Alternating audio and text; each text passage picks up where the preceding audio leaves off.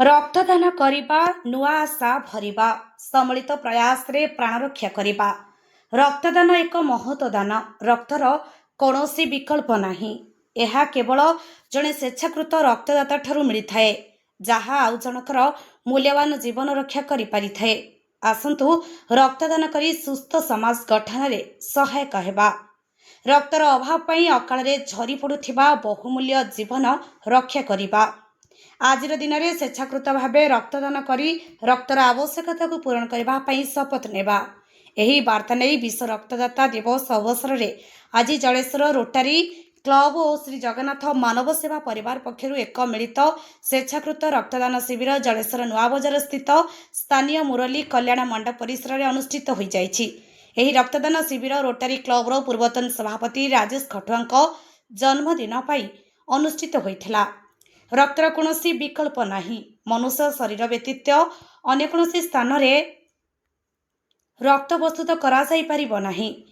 तेणु रक्तदान माध्यम रे एहा संग्रह करने जरूरी होई पड़िछि। रक्तदानर आवश्यकता आजिकाली बहु परिमाण रे बढ़ी जाइछि। विश्व रक्तदाता दिवस अवसर में यही सब विषय रे विशद आलोचना करा जाई जनसचेतनता सृष्टि करा जाइथिला। एही रक्तदान शिविर को जलेश्वर थानार आईआईसी जयंत कुमार बेहेरा आनुष्ठानिक भाव उद्घाटन करथिले। परे परे जलेश्वर रक्तदाता संघर सभापति डॉक्टर अजित कुमार महांती अध्यक्षतार एक संबोधन सभा आयोजन होइथिला। जिला रक्तदाता संघर सभापति कमल चक्रवर्ती, साधारण संपादक engineer doctor Hrishikesh Sahu, doctor Dilip Kumar पात्र, नाट्य जगतर वरिष्ठ अभिनेता गौर दास, नोटारी क्लब सभापति भास्कर स्वाई, सब इन्स्पेक्टर राजलक्ष्मी दास, मनोरंजन दास अतिथि भाव जोगदे वक्तव्य प्रदान करथिले। समाजसेवी राजेश खटुआ तांको जन्मदिन अवसर में रक्तदान शिविर आयोजन करथिबा हेतु तांको जिला रक्तदाता संघ पक्षरु संबोधित करा जायथिला। सेहीपरि आम ओडिशा सहयोगी लक्ष्मीधर बारिकों को मध्य संबोधित करा जायथिला। शेषरे संपादक सुब्रत कुमार राणा धन्यवाद अर्पण करथिले। श्री जगन्नाथ मानव सेवा परिवार प्रतिष्ठाता तूफान आचार्य सह प्रतिष्ठाता क्षितिश ब्रह्म, सभापति राजेश खटुआ, एडभाइजर अमीय परिडा, रोटारी क्लब प्राक्तन सभापति मणिभद्र जेनाक सह अन्य समस्त रोटारी क्लब सदस्य माने उपस्थित रही परिचालना करथिले। एही शिविररु 62 यूनिट रक्त संग्रहित होइथिला। मो ना राजेश कुमार खटुआ, मो रोटरी क्लब जलेश्वर मेंबर तथा मानव सेवा जगन्नाथ परिवार जो आमर अच्छी तार भी सभापति अच्छी। समस्ते जन्मदिन में बहुत बहुत मजा से पालन करती आज मतलब पहली रज आप जन्मदिन में रक्तदान शिविर कर कौन कह संपर्क प्रथम है आज है विश्व रक्तदाता दिवस। यहाँ आम 2020 पाखु करके आसु कोरोना समय जो कि रक्तर बहुत अभाव थिला। माने जो रक्तर अभाव चली 2020 मसीह कोरोना समय से गोटे मुंड को आसला जे नहीं आम गोटे ब्लड कैंप करवा।